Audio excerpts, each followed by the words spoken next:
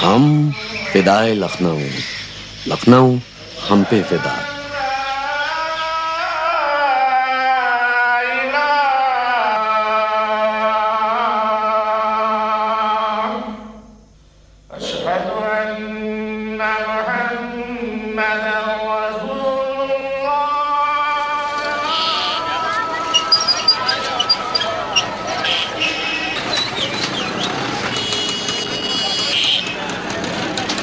People and mahfils, lanes and bazaars moving with the times, yet linked to a strand from its past.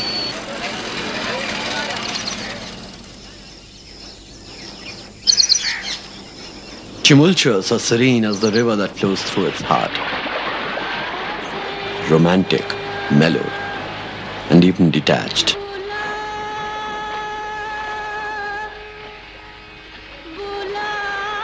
Gomti, that has seen Lucknow transform from being the capital of Awadh to being the capital of India's most populous state, Uttar Pradesh.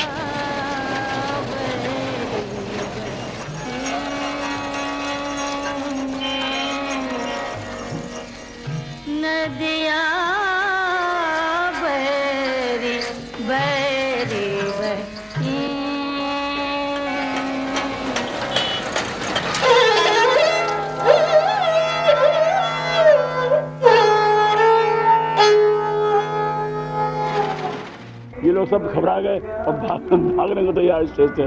तो लाला गुरसान सिंह लाया कि महाराज तुम्हें मरना है तब मैं मरा।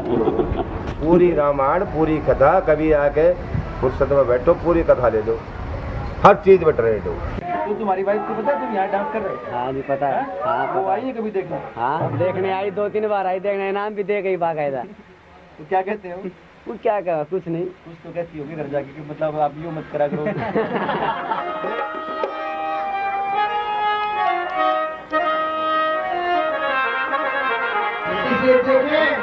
और ऐसे महाराज जी को देख करके मैं समझता हूँ अगर हमारे कलाकार में कला कौशल होगा तो स्वयं आपका दिल जो है गदगद हो जाएगा। अरे मेरा नाम है घसीटा, मैं ले लाखों को पीटा, शर्म से मर जाऊं जो न ले जाऊं सीधा। अपने जीवन में भी हमेशा रावण की भूमिका रखता हूँ। मेरे 18 चाकू लगे हुए हैं। मैं डरता नहीं किसी से भी, मौत से, हर चीज़ से, किसी से भी नहीं।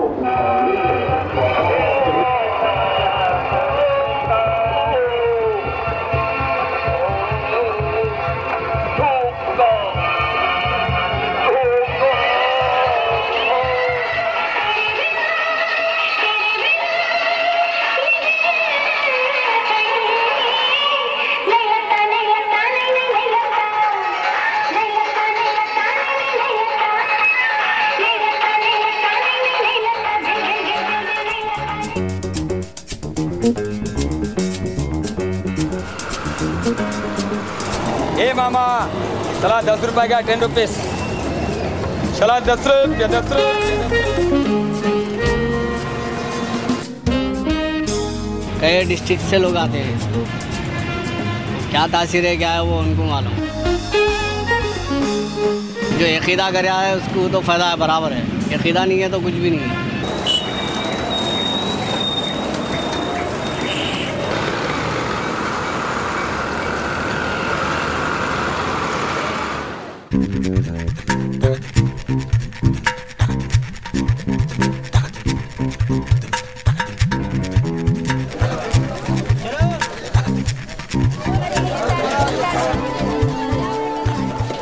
छोटा वाला बाहर है साहब, मेरे पास नहीं है, मेरी दुकान है। मेडिसिन में यूज आता ना, इसलिए इसका ये टेम्परेचर वैल्यू है इसका, बाद में कोई पूछता नहीं इसका।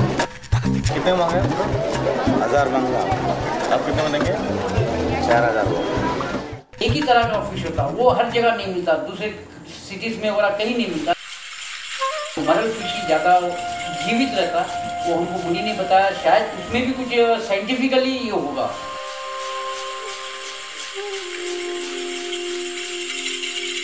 मेडिसिन लेके इसके मुंह में ऐसा लगा।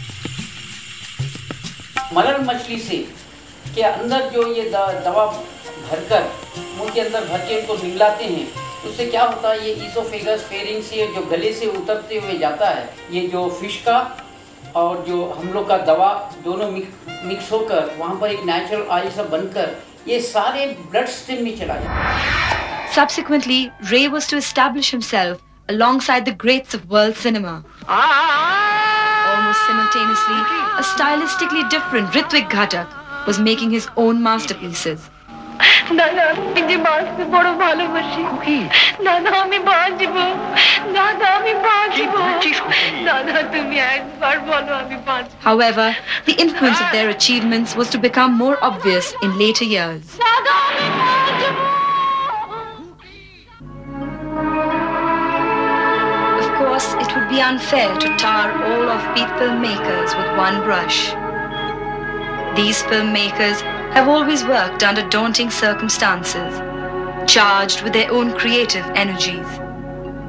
Often the accolades of a favorable critical review and the applause at a film festival being the only compensation. Many of the criticisms heaped upon the serious filmmakers may be valid, but it is definitely premature to begin writing the movement's obituary. For there are still active members of this fraternity whose lonesome works of passion may tomorrow triumph as abiding pieces of cinema art.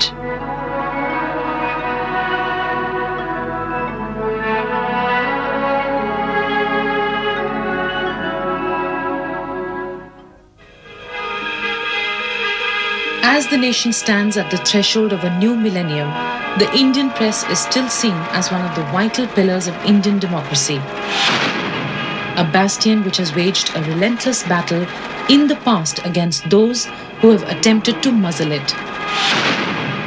Today, in a developing society like India, with manifold economic and social changes, the role of the press ought to transform with the times.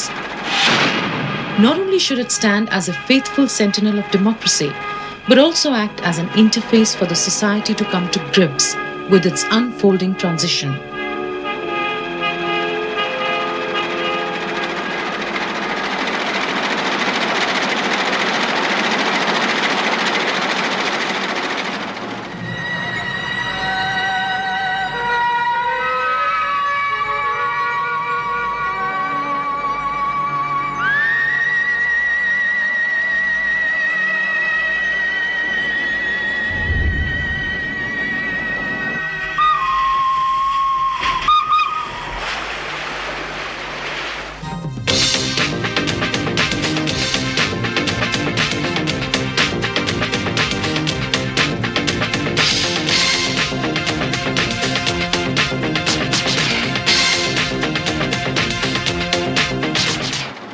सुबह से शाम हुई और हरण मुझको छलावे देता, सारे जंगल में परेशान किए घूम रहा है अब तक। उसकी गर्दन के बहुत पास से गुजरे हैं कई तीर मेरे।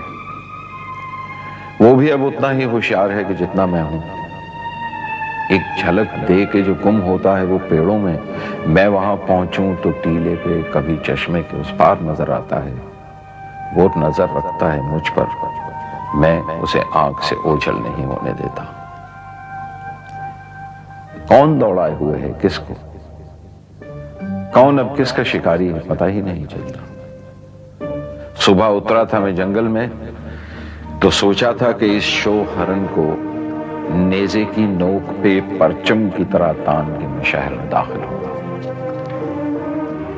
दिन मगर ढलने लगा है। दिल में एक खौफ सा बैठ रहा है कि बिलाखिर ये हरण ही मुझे सींगों पे उठाए हुए एक गार में दाखिल होगा। With the help of his art director Tota Tarani, not only did Mani recreate the ambience of Bombay in the backyards of Madras, but gave a visual progression to the narrative by the use of colors, a deliberate ploy detailed at the scripting stage itself. We knew that the film was going to be very, very harsh towards the end. It was going to be raw, and so we wanted something which was absolutely placid. And in fact, we more or less themed it on this. We thought this would be the end of the color, the green from which we start and get into the yellows and then the red.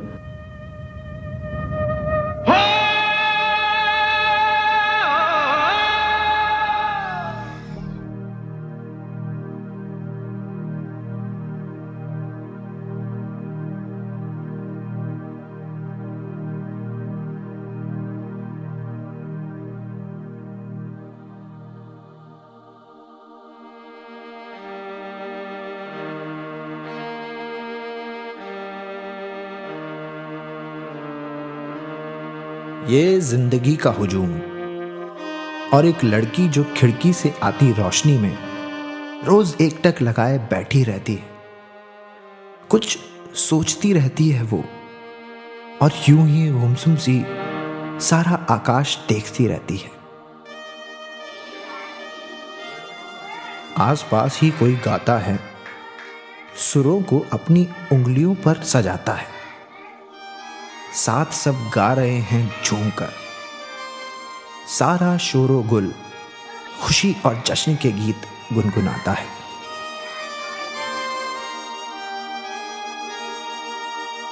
चुपके से उम्मीद झिलमिलाती है, जिंदगी भी आज झूमती चली आती है। ये आशियां हैं उनका जिनका वक्त अचानक रुक गया था, बचपन कहीं गुम गया था, यकायक सब कुछ छिन गया था।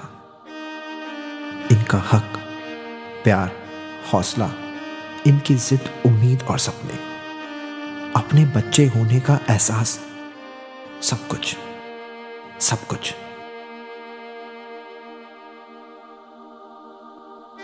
आज एक दूसरे के गम में हो शरीक, एक दूसरे का हाथ थामे जिंदगी ढूंढने की कोशिश कर रहे हैं। आज सब फिर झूम रहे हैं, अपनी बिखरी जिंदगियों को फिर से समेट रहे हैं। इनके सवाल, इनकी बातें, किस्से, कहानियां, मजाक और गपशप, सब कुछ आज फिर लौट आया है। जीना इन्हें आज फिर से आया है।